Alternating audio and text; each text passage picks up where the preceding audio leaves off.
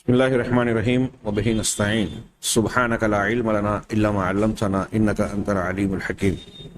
الحمد لله رب العالمين والصلاة والسلام على سيد المرسلين وعلى آله وصحبه أجمعين ومن تبعهم بإحسان إلى يوم الدين.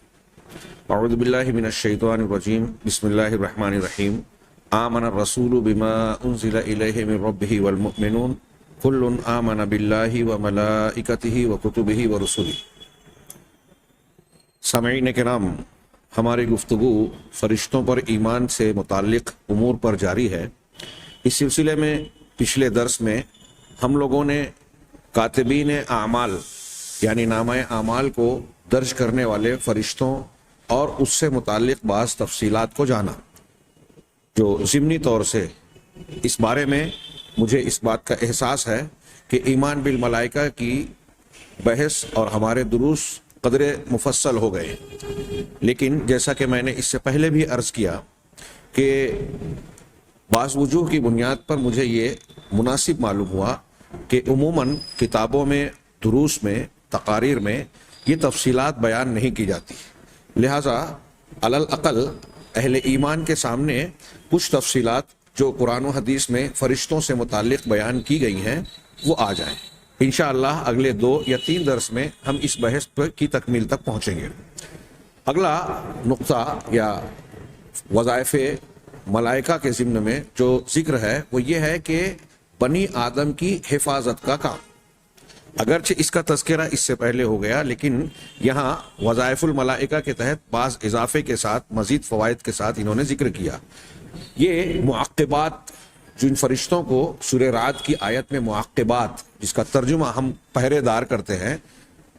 اس کا لفظی معنی ہوگا ایک کے بعد ایک آنے والے، ایک کے پیچھے ایک آنے والے۔ پہرے دار کا ترجمہ آگے جو تشریح یا آیت میں تذکرہ کیا گیا اس مناسبت سے کیا جاتا ہے۔ اللہ تبارک و تعالیٰ کا ارشاد ہے، سورہ رعد کی آیت ہے، لَهُ مُعَقِّبَاتٌ مِّن بَيْنِ يَدَيْهِ وَمِن خَلْفِهِ يَحْفَظُونَهُ مِنْ أَمْرِ اللَّهِ، کہ بندے کے لیے کچھ پہرے دار ہوتے ہیں، یکے بعد دیگرے، ایک کے پیچھے ایک آنے والے، اس کے آگے اور اس کے پیچھے سے، جو اللہ کے حکم سے اس کی حفاظت کرتے ہیں۔ اسی طرح اللہ تبارک و تعالیٰ نے قرآن کی ایک دوسری آیت میں ارشاد فرمایا، وَهُوَ الْقَاهِرُ فَوْقَ عِبَادِهِ، اللہ وہ ذات ہے جو اپنے بندوں پر پورا تسلط اور قابو رکھتی ہے، وہ پورے طریقے سے اقتدار اور قوت رکھتی ہے۔ وَيُرْسِلُ عَلَيْكُمْ حَفَظَةً، اور تمہارے اوپر، تمہارے پاس محافظین کو بھیجتا ہے۔ یہ محافظین کون ہیں؟ یہی فرشتے۔ اسی طرح اللہ تعالیٰ کا ارشاد ہے سورہ طارق میں، ان کل نفس لما علیہا حافظ، کہ کوئی بھی نفس ہو، ہر نفس پر اللہ تبارک و تعالیٰ کی جانب سے ایک محافظ، ایک نگراں مقرر ہے۔ یہ ساری آیتیں فرشتوں کے اس کام پر دلالت کرتی ہیں جس کا ہم تذکرہ کر رہے ہیں، یعنی بندوں کی اللہ کے حکم سے حفاظت کرنا۔ اللہ کے نبی صلی اللہ علیہ وسلم کا ارشاد ہے، جو معقبات ہے سمجھ لیجئے اس کی جناب محمد رسول اللہ صلی اللہ علیہ وسلم کے فرمان سے تشریح ہو رہی ہے۔ یہ حدیث بھی کئی مرتبہ گزری، اس کا ایک جملہ ہے، یتعاقبون فیکم ملائکۃ باللیل وملائکۃ بالنہار، کہ تمہارے درمیان رات کے فرشتے اور دن کے فرشتے ایک کے پیچھے ایک یا یکے بعد دیگرے، فجر اور عصر میں 1-2 فرشتے آتے ہیں یا کچھ فرشتے آتے ہیں اور پھر کچھ جاتے ہیں۔ یہ حدیث دلالت کرتی ہے اس بات پر کہ اللہ تبارک و تعالیٰ نے جو ارشاد فرمایا کہ بندے کے لیے آگے پیچھے آنے والے فرشتے جو پہرے دار ہوتے ہیں، یہ عموم کا معنی دیتے ہیں۔ یہاں ایک اضافہ یہ کرنا چاہتے ہیں، بیان کرنا چاہتے ہیں کہ اللہ تبارک و تعالیٰ نے لہو معقبات کا جو لفظ ذکر کیا اور دوسرے قرآن کے ان کل نفس لما علیہا حافظ، ان آیتوں کا حاصل یہ ہے کہ یہ سارے انسانوں کے لیے عام ہے۔ اللہ کی جانب سے فرشتے محافظ اور نگراں کے طور پر مقرر ہیں، وہ مومن ہو، بندہ ہو یا کافر ہو، چھوٹا ہو یا بڑا ہو، ہر فرد، ہر مرد اور عورت کے لیے یہ مقرر ہے۔ اللہ تعالیٰ کا ارشاد ان کل نفس لما علیہا حافظ بھی اس عموم پر دلالت کرتا ہے کہ کوئی بھی انسان اس سے خارج نہیں ہے، ہر ایک کے لیے محافظ فرشتے مقرر ہیں۔ اسی طرح اللہ تبارک و تعالیٰ نے من بین یدیہ ومن خلفہ کا جو ارشاد فرمایا، یہ ان محافظ فرشتوں کا انسان کے مقابل میں کیا مقام یا جگہ، کون سی جگہ ہوتی ہے اس کو متعین کرتا ہے۔ ہاں، اور اسی طریقے سے یہ بھی بتاتا ہے کہ یہ مجموعہ ہے، ایک یا دو نہیں ہے، دو سے زیادہ فرشتے ہوتے ہیں، اس لیے کہ معقبات کا لفظ جمع کے صیغے کے ساتھ استعمال ہوا ہے، چنانچہ ان میں سے کچھ انسان کے آگے ہوتے ہیں، کچھ انسان کے پیچھے ہوتے ہیں۔ اور پھر اسی آیت کا آخری ٹکڑا، اگلا ٹکڑا ہے، اگلا حصہ، یحفظونہ من امر اللہ، یہ ان فرشتوں کے کام کو اور ان کے اصل مقصد کو بیان کرنے والا فقرہ ہے کہ وہ اللہ کے حکم سے اس بندے کی حفاظت کرتے ہیں۔ گویا یہاں من جو ہے، من امر اللہ، من کہہ رہے ہیں یہ جنس سے محافظت کو بیان کر رہا ہے، اس لیے یہاں من کا حرف جنس کا معنی دے رہا ہے۔ حضرت ابن عباس رضی اللہ تعالی عنہ اور امام مجاہد جو حضرت ابن عباس اور دوسرے کئی صحابہ کے شاگرد ہیں، تابعی ہیں، اور ان کے علاوہ بہت سارے سلف سے اس کی تفسیر میں یہ وضاحت کی گئی ہے کہ یہ فرشتے بندوں کی حفاظت کرتے ہیں۔ کس چیز سے حفاظت کرتے ہیں؟ کیڑے مکوڑوں سے، سانپ بچھو یا جو دوسرے موذی جانور اور جاندار ہوتے ہیں ان سے بچاتے ہیں۔ اسی طرح آنے والی مصیبتوں، آفتوں اور بلاؤں سے اس کی حفاظت کرتے ہیں، اور ہر اس نقصان سے فرشتے اس بندے کو محفوظ رکھتے ہیں جس کو اللہ تبارک و تعالیٰ نے اس بندے کے لیے مقدر متعین نہیں کیا ہے۔ ہاں، ایک مصیبت آ رہی ہے، ایک بیماری کورونا وائرس کی ہے، لیکن اللہ نے کسی بندے کو لکھا ہے کہ یہ اس سے متاثر نہیں ہوگا، یہ فرشتے اس سے اس کی حفاظت کرتے ہیں۔ ہاں، انہوں نے بڑی اچھی مثال دی، جیسے کہ مثال کے طور پہ ایک بڑا بھیانک کار ایکسیڈنٹ ہو گیا، ایک آدمی سواری میں سوار ہے، بس ہے، ہاں، اور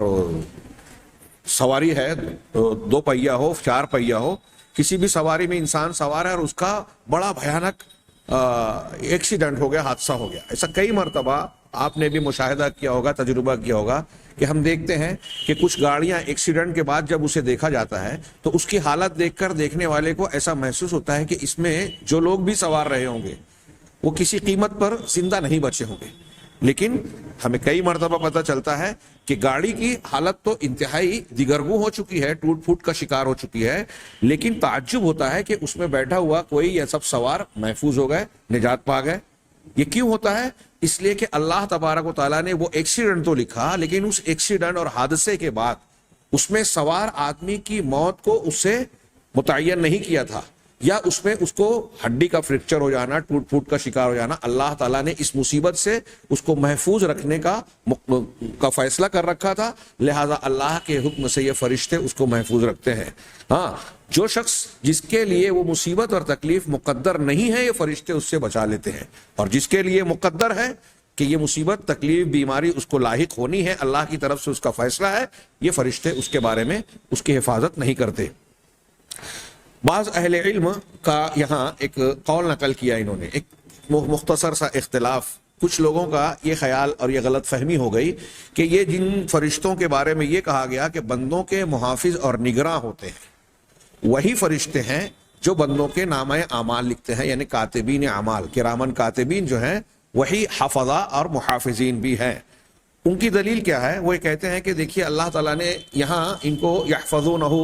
اور یرسل علیکم حفظہ کہا قرآن میں، اور کرامن کاتبین کے بارے میں کہا انا علیکم لحافظین و انا علیکم لحافظین کرامن کاتبین۔ تو کرامن کاتبین، معزز لکھنے والے فرشتوں کو بھی حافظین کہا۔ ہاں، اور یہاں ہم دیکھ رہے ہیں کہ وَيُرْسِلُ عَلَيْكُمْ حَفَظَةً، کہ ان لکھنے والوں کو اللہ تبارک و تعالیٰ نے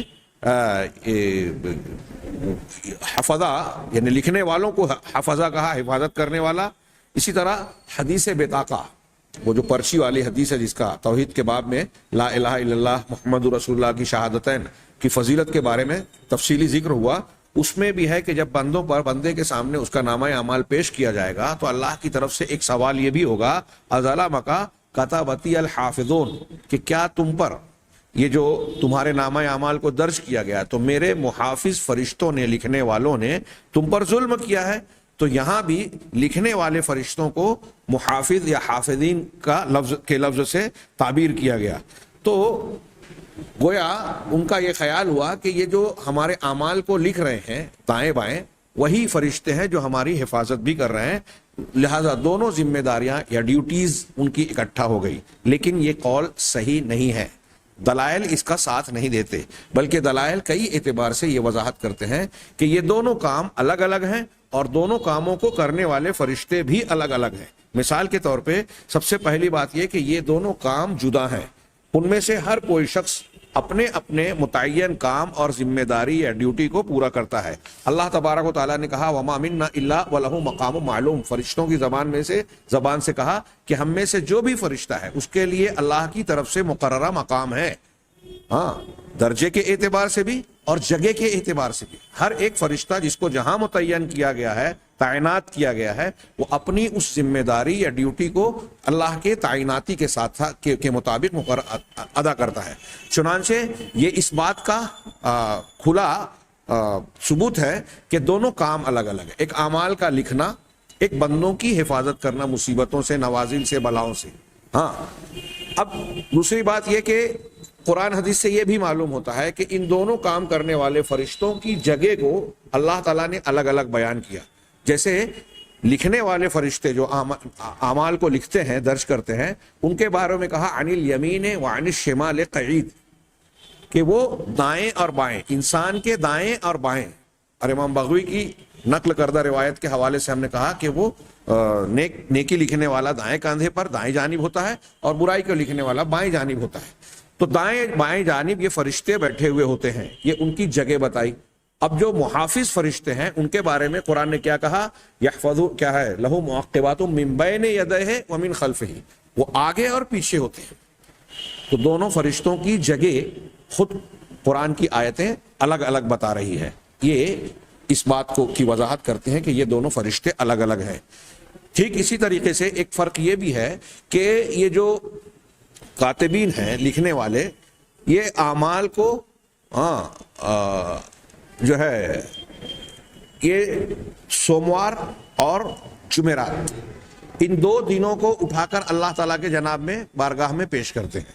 جبکہ محافظین فرشتے جو ہیں وہ اعمال کو ایک دن میں 2 مرتبہ پیش کرتے ہیں. یہ میرے خیال سے اس کے ضد بات ہے کہ جو لکھنے والے فرشتے ہیں روزانہ صبح اور شام یہ تبدیل ہوتے ہیں اور ہر روز میں 2 مرتبہ اللہ کے پاس بندوں کے اعمال کو لے جاتے ہیں. جبکہ محافظین فرشتے جو ہیں وہ سوموار اور جمعرات کو ہفتے میں 2 دن جو ان کی ہفتے کی میعاد مقرر کی گئی ہے اسے پیش کرتے ہیں، جیسا کہ اس سے پہلے ہم روایت پڑھ چکے ہیں. چوتھی بات یہ جو ان کے فرق کو بیان کرتی ہے کہ کاتبین اعمال جو ہیں، کرامن کاتبین ہیں، ان کی تعداد قرآن نے بتایا کہ یہ صرف 2 ہیں. اذ یتلقی المتلقیان عن الیمین وعن الشمال قعید. یتلقی المتلقیان یہ تثنیہ کا صیغہ ہے کہ جب 2 لینے والے، اعمال کو حاصل کرنے والے، لینے والے لیتے ہیں بندے سے، تو یہاں تثنیہ کا صیغہ ہے. لیکن حفظہ محافظین کے بارے میں اللہ تبارک و تعالیٰ نے جمع کا صیغہ استعمال کیا، جس سے معلوم ہوتا ہے کہ وہ مجموعہ ہے. کاتبین وحی کا عمل نگرانی کرنا اور اعمال کا ریکارڈ درج کرنا ہے،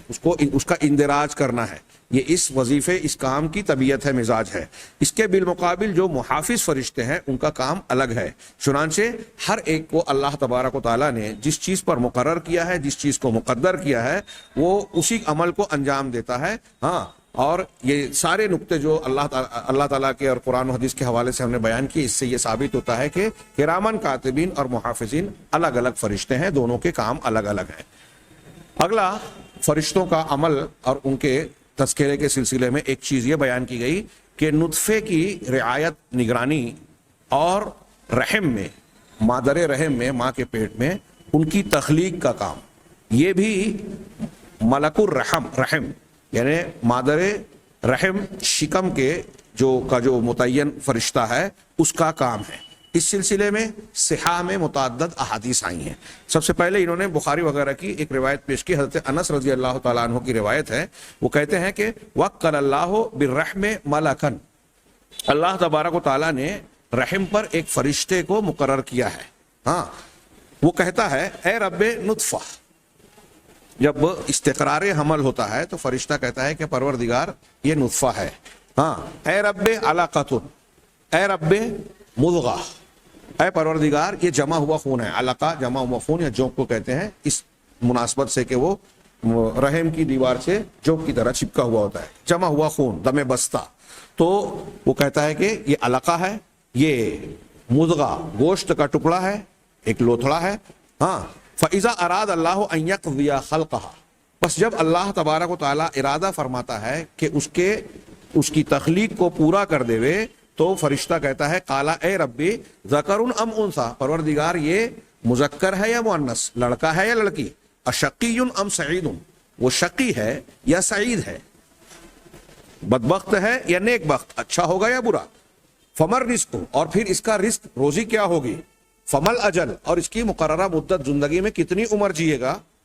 تو فیکتب کذالک فی بطن امہ، گویا یہ فرشتہ اپنے رب سے ہر مرحلے پر سوال کرتا جاتا ہے، اور پھر ان چیزوں کا سوال کرنے کے بعد اس کو اسی طرح سے جیسے اللہ بتاتا ہے اس کے ماں کے پیٹ میں اس کی تقدیر کے زندگی کی یہ 4 چیزیں تقدیر سے متعلق لکھ دیتا ہے. یہ اس بات پر دلالت کرتا ہے کہ رحم پر متعین ایک فرشتہ ہے جو نطفے کے قرار پانے کے بعد سے، استقرار حمل کے بعد سے اللہ کی جانب سے اس کام کی نگرانی اور رعایت پر متعین ہو جاتا ہے. یہاں 2-3 حدیثیں اور نقل کی، میں صرف بخاری مسلم کی ایک حدیث کا ایک ٹکڑا آخر میں یہاں اختصار کی بنیاد پر نقل کرتا ہوں. حضرت عبداللہ ابن مسعود رضی اللہ تعالیٰ عنہ کہتے ہیں کہ اللہ کے رسول صلی اللہ علیہ وسلم نے فرمایا کہ جب اللہ تبارک و تعالیٰ تم میں سے کسی بندے کے تخلیق کا مادر رحم میں ارادہ فرماتا ہے، طے کرتا ہے، تو اس کے استقرار حمل کے بعد 40 دنوں تک وہ نطفے کی شکل میں رہتا ہے. اس کا حمل مستقر ہوتا ہے اللہ کے حکم سے، اور 40 دن تک. اس سے پہلے ایک روایت نقل کی، غالباً وہ بھی بخاری اور مسلم میں ہے، تو اس میں 42 دن کا تذکرہ ہے، 40 یا 42 دن. اس روایت میں 42 ہے، 40 تو ہم یہ کہہ سکتے ہیں کہ کسر توڑ کے کبھی کبھی مکمل کہا جاتا ہے، جیسے 41-42 ہے تو ہم 40 کہہ دیں، 44 ہے تو ہم 45 کہہ دیتے ہیں، تو کسر کو توڑ کر. بہرحال اللہ کے نبی صلی اللہ علیہ وسلم نے فرمایا کہ 40 دن تک بچہ یا وہ جو مادہ منویہ ماں کے پیٹ میں جاتا ہے وہ نطفے کی شکل میں ہوتا ہے. ثم یکون علقۃ مثل ذلک، پھر ایسے ہی 40 دن یا 42 دن وہ علقہ ہوتا ہے، یعنی جمے ہوئے خون کی شکل میں، دم بستہ کی شکل میں. ثم یکون مضغۃ مثل ذلک، پھر وہ اسی طریقے سے 40 یا 42 دن مضغہ گوشت کا ٹکڑا، بوٹی یا ایک لوتھڑے کی شکل میں ہوتا ہے. ثم یبعث اللہ ملکا، پھر اللہ تبارک و تعالیٰ ایک فرشتے کو بھیجتا ہے، فیؤمر باربعین، اور اسے 4 چیزوں کا حکم دیا جاتا ہے کہ وہ 4 چیزیں اس بندے کے تعلق سے لکھ دے. ہاں، برزقہ واجلہ وشقی او سعید، ہاں، وہ اس کے رزق کے بارے میں، اس کی عمر کے بارے میں، اور وہ شقی ہوگا یا سعید ہوگا، بدبخت ہوگا یا نیک بخت ہوگا. ہاں، ثم ينفخ فیہ الروح، اس کا رزق، اس کی اجل، اس کی زندگی، اور وہ نیک ہوگا یا برا ہوگا. یہ 4 چیزیں اس کی لکھ دی جاتی ہے، اور پھر فرشتہ اس کے جسم کے اندر روح پھونکتا ہے. اس حدیث میں ہمارے لیے جو محل استشہاد ہے جو ہم پڑھ رہے ہیں وہ یہ کہ اللہ تبارک و تعالی رحم پر بھی، رحم کہتے ہیں ماں کا کی بچے دانی کو، ہم اس کو رحم مادر، شکم کہہ رہے ہیں، پیٹ کہہ رہے ہیں. تو رحم مادر پر اللہ تبارک و تعالی بچے کی پیدائش اور اس کے مختلف مراحل کے معاملات کی رعایت کے لیے ایک فرشتے کو مقرر کرتا ہے. یہ ہمیں پتہ چلتا ہے. یہاں ضمناً اللہ اور رسول اللہ صلی اللہ علیہ وسلم کی حقانیت اور صداقت پر بھی دلیل ملتی ہے کہ 1400 سال پہلے اللہ تبارک و تعالیٰ نے اور رسول اللہ صلی اللہ علیہ وسلم، اللہ تعالیٰ نے سورہ مومنون میں، سورہ حج میں یہ مراحل، ان مراحل کا تذکرہ کیا ہے. اور سورہ زمر میں یہ بھی ذکر کیا اللہ تبارک و تعالیٰ خلقا من بعد خلق فی ظلمات 3، اللہ تعالیٰ تم کو مرحلہ وار تم کو پیدا کرتا ہے 3 تاریکیوں میں.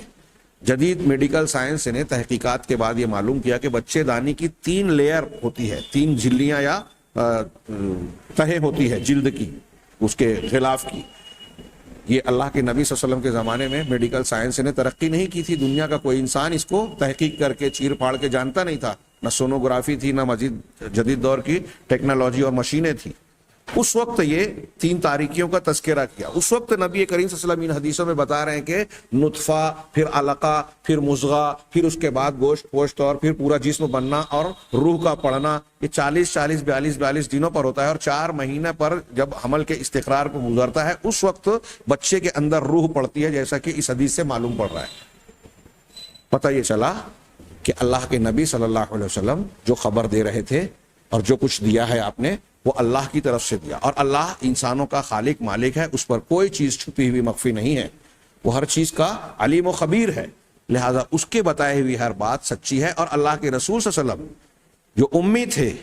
کہیں عام تعلیم حاصل نہیں کی تو میڈیکل سائنس کو کیا جانیں گے. انہوں نے ان باریکیوں کو بتایا جس کے سائنس آج بھی مخالفت نہیں کر سکی، بلکہ اس کی تائید کرنے پر مجبور ہے کہ یہ جو کچھ بتایا گیا بالکل صحیح ہے. تو خیر، یہ نبی کریم صلی اللہ علیہ وسلم کی صداقت پر بھی دلیل ہے. یہ اس روایت میں اس بات کا تذکرہ ہے کہ فرشتہ جو اللہ کی طرف سے رحم مادر پر مقرر ہوتا ہے وہ روح بھی پھونکتا ہے. ہاں، اور پہلی والی حدیث جو ہم نے سرسری طور سے پڑھی اس میں یہ تذکرہ ہے کہ فرشتہ نطفے سے متعلق تمام امور کی نگرانی اور رعایت کرتا ہے.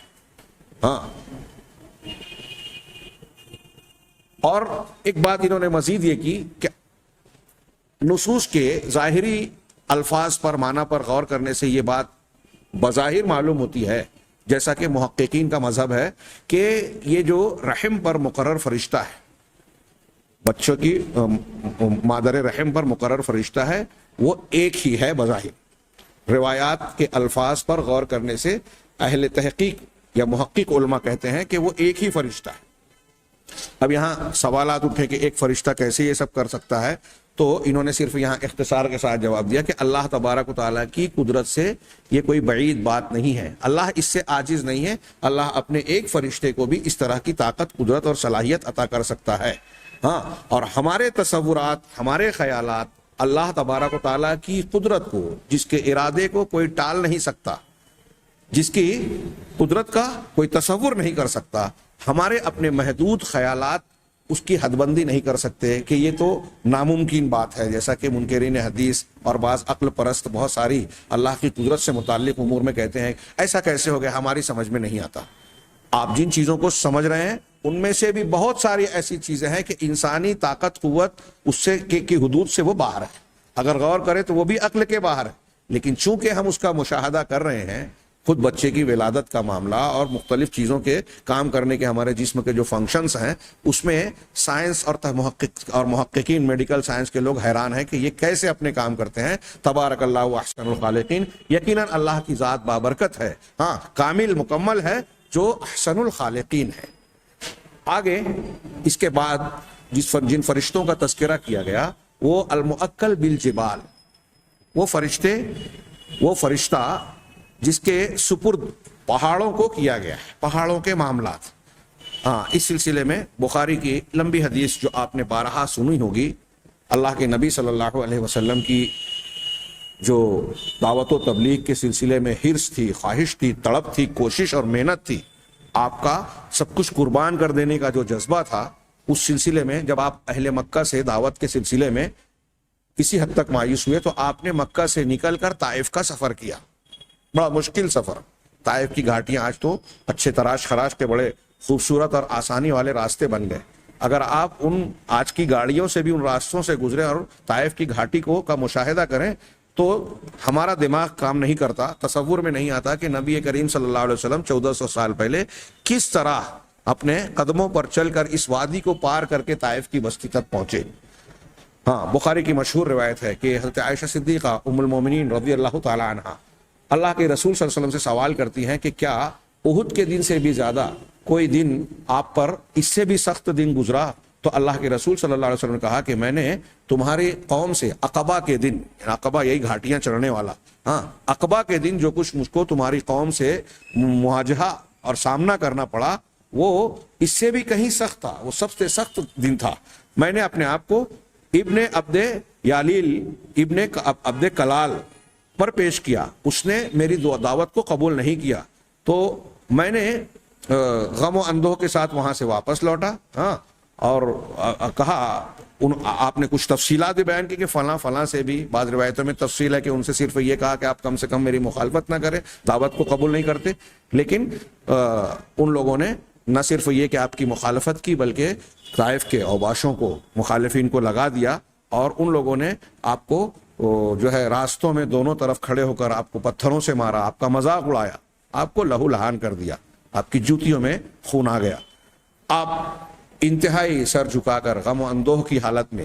واپس لوٹنے لگے۔ آپ نے تذکرہ کیا کہ مجھے افاقہ نہیں ہوا یہاں تک کہ میں قرن الثعالب کے مقام پر پہنچا، فرفعت راسی، وہاں میں نے اپنا سر اٹھایا تو دیکھا کہ ایک بادل ہے جس نے مجھ پر سایہ کیا ہوا ہے۔ میں نے اس میں فنظر تو پھر میں نے دیکھا تو اس میں جبرائیل تھے جو مجھے پکار رہے تھے اور کہہ رہے تھے ان اللہ عز وجل قد سمع قول قومک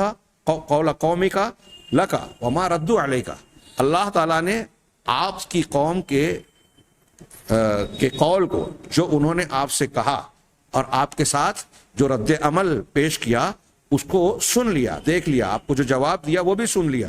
اور اللہ وقد بعث الیک ملک الجبال، یہی محل استشہاد ہے۔ حضرت جبرائیل نے کہا کہ اللہ نے آپ کے پاس پہاڑوں کے فرشتے کو بھیجا ہے، لتأمرہ بما شئت فیہم، کہ آپ ان کے بارے میں جو چاہیں کہیں حکم دیں گے۔ ہاں، فنادانی ملک الجبال، اللہ کے رسول نے فرمایا کہ اس کے بعد پہاڑوں کے فرشتے نے، ملک الجبال نے مجھے پکارا، مجھ پر سلام کیا اور کہا یا محمد، اے محمد، ان اللہ قد سمع قول قومک، اللہ نے تمہاری قوم کے قول کو سن لیا کہ آپ سے انہوں نے کیا کہا، وانا ملک الجبال، اور میں فرشتوں ہوں، پہاڑوں کا فرشتہ ہوں، وقد بعثنی ربک الیک، اللہ نے تمہارے پروردگار نے مجھے آپ کی خدمت میں بھیجا ہے، لتأمرنی بامرک بما شئت، تاکہ آپ جو چاہیں ان کے بارے میں مجھے حکم دیں، ان شئت ان اطبق علیہم الاخشبین، اگر آپ چاہیں تو یہ مکہ کے ارد گرد کی جو دو پہاڑیاں ہیں، ان دو پہاڑیوں کے، اس کے باہر دو پہاڑیاں ہیں، ان دو اخشبین سے مراد یہ دو پہاڑیاں ہیں، ان دو پہاڑیوں کے بیچ میں انہیں میں پیس لوں، اطبقہ ان پر تطبیق کر دوں، یعنی ملا کر ان کو رون ڈالوں، ان کو کچل دوں، ان کو پیس دوں۔ فقال رسول اللہ صلی اللہ علیہ وسلم، اللہ کے رسول صلی اللہ علیہ وسلم نے کہا بل ارجو ان یخرج اللہ من اصلابہ من یعبد اللہ وحدہ لا شریک لہ وحدہ لا یشرک بہ شیئا، کہ مجھے نہیں بلکہ مجھے یہ امید ہے کہ اللہ تبارک و تعالیٰ ان کی پیٹھ سے، ان کی نسل سے ایسے افراد کو پیدا کرے گا، ایسے لوگ، ایسے بچے اگلی نسل کی شکل میں پیدا ہوں گے جو اکیلے اللہ کی عبادت کریں گے اور اس کے ساتھ کچھ بھی شرک نہیں کریں گے۔ یہ نبی رحمت تھے، آپ نے اتنی اذیت اور تکلیف دینے والوں کو بھی گویا بد دعا نہیں دی، اور ایک فرشتہ آپ کے پاس اللہ کے حکم سے آن پہنچا، تب بھی آپ اس کو یہ نہیں کہہ رہے ہیں کہ نہیں انہوں نے جو میرے ساتھ بدسلوکی کی اس کا بدلہ لو، یا اس کے بدلے میں انہیں پہاڑوں کے بیچ میں پیس دو، نہیں، منع کر دیا۔ بہرحال یہاں محل استشہاد اس حدیث سے یہ ہے کہ صاف ظاہر ہے بخاری کی اس روایت میں کہ اللہ تبارک و تعالیٰ نے پہاڑوں کے لیے بھی ایک فرشتہ مقرر کر رکھا ہے۔ اسی سے بعض اہل علم نے اس حدیث سے اور اس قسم کی دلیلوں سے استیناس کرتے ہوئے یہ استنباط کیا کہ ممکن ہے قرآن مجید میں جو اللہ تبارک و تعالیٰ نے یہ ذکر کیا کہ بنی اسرائیل کے اوپر اللہ نے پہاڑوں کو اٹھا دیا تھا، تو ممکن ہے کہ یہ اللہ تعالیٰ کے حکم سے ملک الجبال نے ہی ان پر فرشتوں کو اٹھایا تھا، اور کچھ لوگ کہتے ہیں کہ حضرت جبرائیل نے کیا تھا، تو ممکن ہے کہ حضرت جبرائیل پہلے آئے ہوں اللہ کے حکم سے، اور جیسے یہاں اللہ کے رسول صلی اللہ علیہ وسلم کے پاس جبرائیل کے ساتھ آئے وہاں بھی آئے ہوں گے۔ اگلا ذکر قبض الارواح، روحوں کو قبض کرنا، یہ بھی تذکرہ گزر چکا قرآن کے ایک فرشتہ قبض ارواح پر متعین ہے۔ اللہ تعالیٰ کا ارشاد ہے قل یتوفاکم ملک الموت الذی وکل بکم، سورہ سجدہ کی آیت ہے کہ آپ ان سے کہیں کہ تم کو ملک الموت فوت کرتا ہے، وفات دیتا ہے، ہاں، الذی وکل بکم، جو تمہارے اوپر مقرر کیا گیا ہے، تمہارا معاملہ جس کے سپرد کیا گیا ہے۔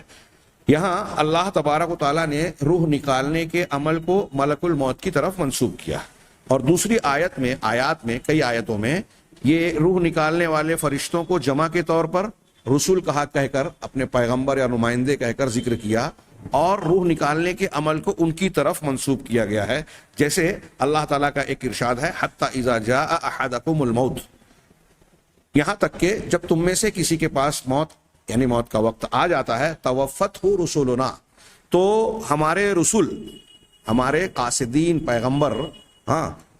رسول کی جمع رسول، ہمارے یہ قاصدین اس کو وفات دیتے ہیں، فوت کرتے ہیں، وہم لا یفرطون، اور وہ اس میں کچھ بھی کوتاہی نہیں کرتے، کمی نہیں کرتے، پورا پورا منظم اور پرفیکٹ کام کرتے ہیں۔ اس طرح اللہ تبارک و تعالیٰ نے ایک آیت میں ارشاد فرمایا وَلَوْ تَرَى اِذْ يَتَوَفَّى الَّذِينَ كَفَرُوا الْمَلَائِكَةَ يَضْرِبُونَ وُجُوهَهُمْ وَأَدْبَارَهُمْ وَذُوقُوا عَذَابَ الْحَرِيقِ، کاش کہ آپ دیکھتے کہ جب فرشتے کافروں کو وفات دیتے ہیں تو ان کے چہروں کو اور ان کے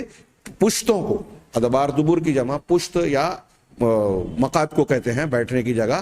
دبر کی جمع، تو ان کی پشتوں کو، ان کے پچھلے حصوں کو مارتے ہیں اور کہتے ہیں ذوقوا عذاب الحریق، جلنے کا مزہ چکھو۔ یہ گویا عذاب قبر یہیں سے شروع ہو رہا ہے مرتے ہی۔ اسی طرح اللہ تبارک و تعالیٰ کا ارشاد ہے ان الذین توفاہم الملائکہ ظالمی انفسہم قالوا فیما کنتم قالوا کنا مستضعفین فی الارض، کہ جن لوگوں کو فرشتے وفات دیتے ہیں اور ایسے لوگ جو اپنے نفسوں پر ظلم کرنے والے ہیں، ان سے سوال کرتے ہیں کہ تم کس چیز میں تھے، وہ کہتے ہیں کہ زمین میں ہم کمزور تھے۔ سورہ نساء کی آیت ہے، اللہ تعالیٰ فرشتے کہتے ہیں کیا زمین کی اللہ کی زمین کشادہ نہیں تھی کہ تم ہجرت کر جاتے اور جہاں تمہیں ایمان لانے میں تکلیف تھی وہاں سے ہٹ کر دوسری جگہ ایمان لاتے، یا ایمان لا کر دوسری جگہ ہجرت کر جاتے۔ یہ سورہ نساء کی آیت ہے، یہاں بھی فرشتوں کے جمع کا صیغے کے ساتھ موت دینے کا تذکرہ ہے۔ اسی طرح آخری آیت جو انہوں نے پیش کی ولو ترى،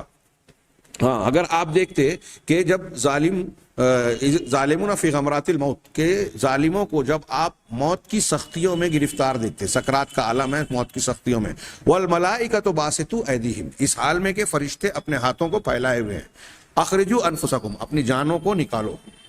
ہاں اس سے پہلے بھی آیت گزری، فرشتوں کے لیے ہاتھ کا اس بات اس آیت سے ہوتا ہے کہ فرشتوں کے ہاتھ بھی ہوتے ہیں، جیسے ان کے پروں کا تذکرہ دوسری آیتوں میں کیا گیا۔ تو یہاں پتہ چلا کہ جمع کا صیغہ ہے۔ اب یہاں ایک سوال کیا اور کچھ تفصیل سے بحث کی ہے، میں نے بریق الجمان وغیرہ کے درس میں اس کا تفصیلی جواب ذکر کیا کہ کچھ لوگوں کے لیے دماغ میں یہ سوال اٹھا کہ کہیں اللہ تبارک و تعالیٰ نے تو اپنی طرف اس بات کی، اس عمل کی نسبت کی ہے کہ اللہ موت دیتا ہے، کہیں یہ ذکر کیا کہ ملک الموت، جیسا کہ سورہ سجدہ کی آیت میں ملک الموت جو ہے موت دیتا ہے، یہاں ان آیتوں میں ذکر ہے کہ اللہ کے فرشتے۔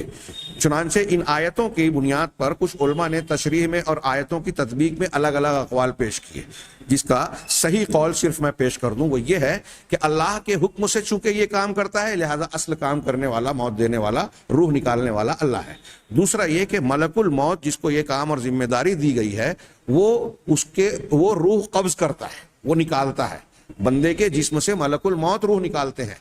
اور نکالنے کے بعد موت کے وقت بندہ جیسا ہوتا ہے، جیسا کہ حدیثوں میں وضاحت ہے کہ اگر نیک بندہ ہے تو فرشتوں کی ایک جماعت اچھی شکل میں جنت کا لباس لے کے، خوشبودار خوشبو لے کر اس کے پاس آتی ہیں، اور ملک الموت جیسے ہی وہ روح نکالتی ہے ان فرشتوں کے ہاتھ میں آ جاتی ہے، وہ یا یہ فرشتے نکال رہے ہیں یا روح نکلنے کے بعد اپنے قبضے میں لے لیتے ہیں، اپنے ہاتھوں میں لے لیتے ہیں۔ ایسے ہی برے عمل کے لیے عذاب والے فرشتے جہنم کا سڑا ہوا ٹاٹ بدبودار چیز لے کر آتے ہیں، اور ملک الموت کے روح نکالنے کے بعد اس کی روح کو اپنے ہاتھوں میں لے لیتے ہیں۔ تو ملک الموت روح اللہ کے حکم سے نکالتے ہیں، اور پھر ان کے جو اعوان ہیں، معاونین فرشتے، عذاب والے یا انعام والے فرشتے جو اللہ کی طرف سے بھیجے جاتے ہیں، وہ ان کے ہاتھوں سے اپنے ہاتھ میں لے لیتے ہیں۔ اس اعتبار سے ان فرشتوں کی طرف اس کام کی نسبت کی گئی ہے، ہر الگ الگ اعتبار سے تینوں کی طرف نسبت کی گئی ہے۔ یہ کچھ ایک قدر تفصیلی بحث کو میں نے اختصار کے ساتھ پیش کیا۔ یہاں ایک مختصر سا سوال کہ حضرت ابن عباس رضی اللہ تعالیٰ عنہ سے سوال کیا گیا کہ ملک الموت جبکہ ایک ہی ہے، ایک ہی فرشتہ ہے، تو وہ انسانوں کی روح قبض کرنے پر کیسے قدرت رکھتے ہیں، خاص طور سے ایسی شکل میں کہ جب ایک ہی وقت میں دو انسانوں کی روح قبض کرنی ہو، یا بہت سارے انسانوں کی، دنیا میں ایک ہی وقت میں بہت سارے لوگوں کی جان نکلتی ہے، کبھی کبھی ایک حادثہ ہوتا ہے اور ایک ہی حادثے میں کئی 100 50 یا اس سے بھی زیادہ زلزلہ آیا، طوفان آیا تو اور زیادہ لوگوں کی روحیں نکلتی ہیں۔ تو کسی نے حضرت ابن عباس رضی اللہ تعالیٰ عنہ سے یہ سوال کیا کہ ملک الموت ایک ہے، پھر کیسے؟ وہی عقلی بات کہ ابھی ہم یہاں ہیں تو وہاں کا کام کیسے کر سکتے ہیں؟ تو کہا، حضرت ابن عباس نے بتایا کہ یہ غیب کی چیز ہے، فرشتوں کا معاملہ ہے نا، ہم ان کو انسانی اور دنیاوی بنیادوں پر نہیں پرکھ سکتے۔ چنانچہ حضرت ابن عباس نے جواب دیا کہ ان اللہ قد جعل الارض بین یدی ملک الموت کالطست، فی ید احدکم، کہ اللہ تبارک و تعالیٰ نے ملک الموت کے سامنے زمین کو ایسے ہی بنا دیا ہے جیسے تم میں سے کسی انسان کے ہاتھ میں تشت ہوتی ہے، ایک پلیٹ آل، اور یا انہوں نے جو تشریح کی سطل الغلیظ غسیل، یعنی آج انگریزی میں اس کو بکیٹ کہہ لیں یا عربی میں اس کو ڈول کہہ لیں، کہ اگر برتن سے نہانے والا انسان جس برتن کو جس میں دونوں طرف پکڑنے والا دستہ لگا ہوا ہو، بالٹی میں دونوں طرف سے بندھا ہوا ہوتا ہے، تو ایسی ڈول بھی ہوتا تھا، تو ایسا ڈول جس سے پانی نکال کے آدمی استعمال کرتا ہے، تو ڈول یا تشت کی طرح ایک برتن کی طرح پوری دنیا ملک الموت کے سامنے اللہ تعالیٰ نے، ملک الموت کو اللہ نے اتنی طاقت دی کہ اس کے سامنے پوری دنیا اسی طرح ہے، وہ بیک وقت اللہ کا حکم جتنے افراد کی جسم سے روح کو قبض کرنے کا حکم ہو، بیک وقت اتنے لوگوں کی روح کو نکال سکتا ہے۔ یہ حضرت ابن عباس رضی اللہ تعالی عنہ نے جو بیان کیا، صاحب مذکرہ کہتے ہیں کہ یہ صرف ایک مثال اور سمجھانے کے لیے، ذہن کی فہم، تقریب فہم کے لیے، ذہن کو سمجھانے کے لیے ایک مثال بیان کی گئی ہے کہ اصل حقیقت کی ایک ایسی تصویر ہمارے اور آپ کے سامنے ہو کہ ہم اس کو سمجھ سکیں، اس کے اندر سمجھنے میں ہم کو سہولت ہو۔ ضروری نہیں ہے کہ پورا ایسا ہی معاملہ ہو، کیونکہ کیفیت چونکہ یہ غیب ہے، اس لیے اس کی کیفیت اللہ تبارک و تعالیٰ بہتر جانتا ہے۔ اللہ تعالیٰ نے ارشاد فرمایا والنازعات غرقا، کہ ڈوب کر سختی سے جان نکالنے والوں کی قسم، یہاں یعنی وہ فرشتے جو روحوں کو پوری قوت کے ساتھ اور ڈوب کر نکالتے ہیں، اس کو کھینچتے ہیں۔ وَهَذَا مَعَ حَالِ الْكُفَّارِ، یہ چیز کافروں کی حالت کے ساتھ ہوتی ہے۔ اسی طرح جو مومنوں کے روح نکالنے کی کیفیت بیان کرتے ہوئے کہا وَالنَّاشِطَاتِ نَشْطًا، یعنی بند کو چھڑا دینے والوں کی قسم، ہم اردو میں ترجمہ کرتے ہیں، ہمارے یہاں اردو ترجمے میں اسی طرح کیا گیا ہے، یعنی الملائکہ تنزل ارواح المؤمنین فی نشاط و خفہ، یعنی فرشتے جو ہیں مومنین کی روحیں جو قبض کرتے ہیں تو وہ تیزی سے اور آسانی سے، ہلکے انداز میں، جس سے اسے تکلیف نہیں ہوتی، جبکہ کافر اور مشرک کے لیے بڑی تکلیف کا یہ مرحلہ ہوتا ہے۔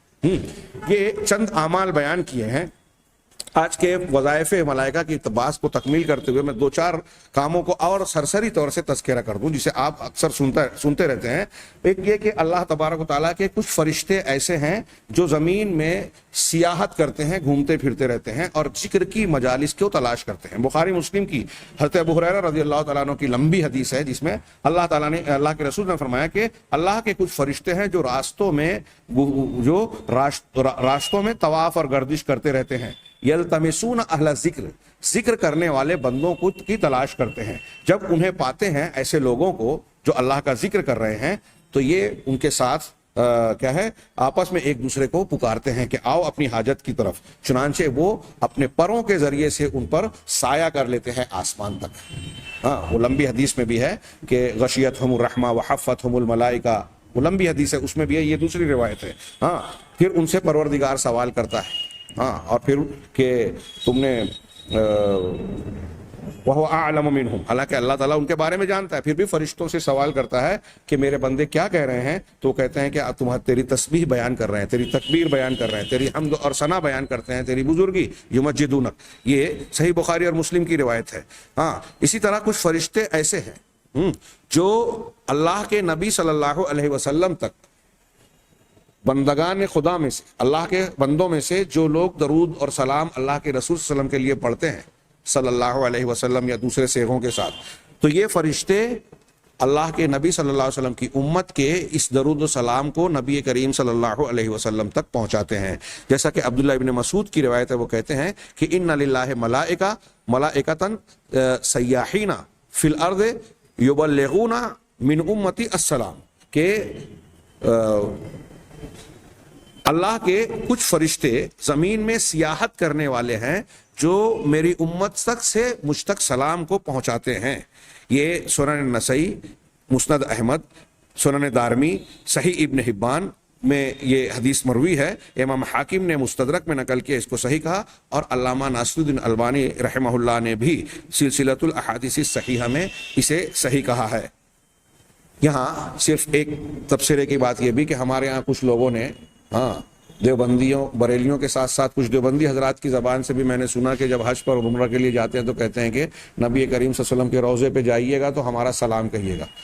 ہمیں کسی کے ذریعے سے سلام بھیجنے کی ضرورت نہیں ہے. اللہ تبارک و تعالیٰ نے یہ اس کام کے لیے اپنے فرشتوں کو مقرر کر رکھا ہے. اسی طریقے سے کچھ فرشتے وہ ہیں جو مسجد میں جہاں جمعہ کی نماز ہوتی ہے اس کے دروازوں پر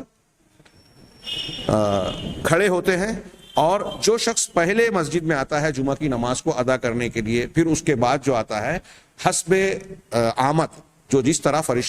انسان بندے نماز کے لیے مسجد میں آتے جاتے ہیں ان کا اندراج کرتے جاتے ہیں. گویا یہ اعمال نامے کے لکھنے والوں کے علاوہ خصوصی طور سے ان کا اندراج ہوتا ہے. اور پھر آپ نے حدیث میں پڑھا ہے کہ سب سے پہلی ساعت میں آنے والے کے لیے اونٹ کو قربان کرنے کا ثواب، پھر دوسری ساعت میں آنے والے کے لیے گائے کی، پھر اس کے بعد بکری کی، یہاں تک کہ مرغی اور انڈے تک کا تذکرہ ہے. چنانچہ حضرت ابو ہریرہ رضی اللہ تعالیٰ عنہ کی روایت ہے کہ جب اللہ کے نبی صلی اللہ علیہ وسلم نے فرمایا کہ جب جمعہ کا دن ہوتا ہے تو مسجد کے دروازوں میں سے ہر دروازے پر ملائکہ ہوتے ہیں جو اول اور پھر اول آنے والوں کے کو لکھتے. بس جب امام اپنی مقام پر بیٹھ جاتا ہے، منبر پر آ جاتا ہے، تو وہ اپنے صحیفوں کو، اپنے نوشتوں کو جس میں وہ اندراج کر رہے ہیں اسے لپیٹ لیتے ہیں اور پھر ذکر کو یعنی خطبے کو سننے کے لیے متوجہ ہو جاتے ہیں، اس کی طرف آ جاتے ہیں. یہ بخاری اور مسلم کی حدیث ہے. اسی طرح فرشتوں کے اعمال میں سے ایک عمل یہ ہے کہ وہ مومنوں کے لیے دعا کرتے ہیں. ان اللہ و ملائکتہ یصلون علی النبی یا ایھا الذین آمنوا صلوا علیہ وسلموا تسلیما. حضرت ابو ہریرہ رضی اللہ تعالیٰ عنہ کی روایت ہے کہ فرشتے تم میں سے ایک آدمی کو جب نماز میں پڑھنے کے بعد اپنی نماز کی جگہ میں جب تک بیٹھا رہتا ہے تو فرشتے اس کے حق میں دعائے خیر اور رحمت کی دعا کرتے ہیں اور اس کے بارے میں کہتے ہیں اللہم اغفر لہ اللہم ارحمہ، اے اللہ اسے بخش دے، اے اللہ اس پر رحم کر، جب تک نماز پڑھنے کے بعد اپنے مقام پر وہ بیٹھا ہوا ہوتا ہے. یہ بھی بخاری اور مسلم کی حدیث ہے. یہاں میں خاص طور سے اس بات کو اگرچہ گزر چکی دوبارہ میں نے تذکرہ موضوع کے حوالے سے اس لیے کیا کہ یہاں کسی نے یہ تذکرہ نہیں کیا کہ فرشتے بہت سارے گنہگار بندوں کے حق میں بد دعائیں بھی کرتے ہیں. جیسے صحیح حدیث میں ہے کہ اگر کوئی شخص راستوں میں گندگی کرتا ہے، پیشاب پاخانہ کرتا ہے سائے کی جگہ یا لوگوں کے آرام کی جگہ، لوگوں کی گزرگاہوں میں، تو لعنین لعنت کرنے والے اس پر لعنت بھیجتے ہیں. قرآن کہتا ہے کہ جو لوگ اللہ تعالیٰ کی نازل کی ہوئی کتاب کو، بینات کو، قرآن کو چھپاتے ہیں، ان الذین یکتمون ما انزلناہ من البینات والہدی من بعد ما بیناہ للناس اولئک یلعنہم اللہ ویلعنہم اللاعنون. یہ وہ لوگ ہیں جن پر اللہ بھی لعنت نازل کرتا ہے اور فرشتے بھی لعنت کی بد دعا کرتے ہیں.